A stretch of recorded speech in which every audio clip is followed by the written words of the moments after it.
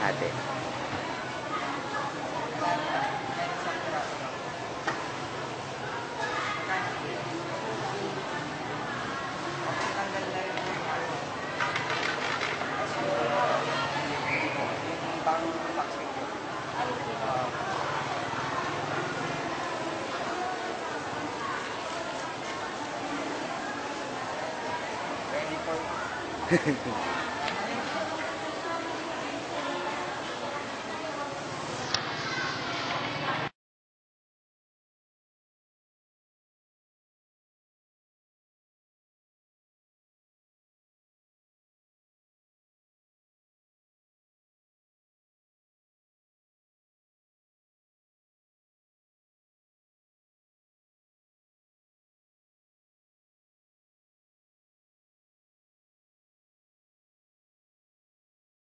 Magandang hapon sa inyo lahat. Ang lulutuin natin ngayon ay bangus na paksiw.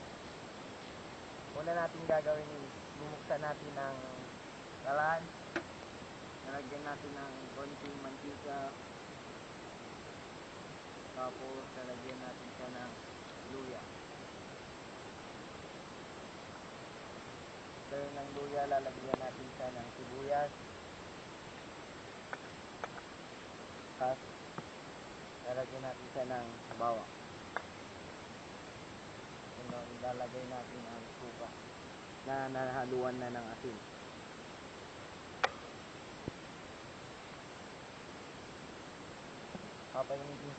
Papainitin natin siya within 2 minutes, then lalagay natin yung isda. Kumukulo na ang ating ingredients, tapos ilalagay natin tong sili. Haluin natin konti, tapos lalagay natin yung isda.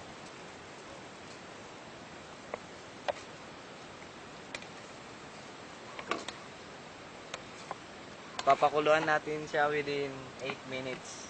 Tapos hahaluin natin to para kumalat yung lasa.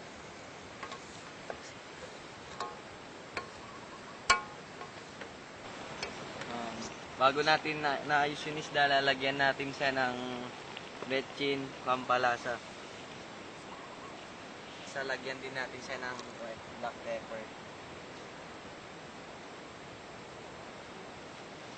Saka natin tatakpan. At hihintayin natin ng 8 minuto. Ating finished product, paksiw na bangus. At maraming salamat sa inyong panunod.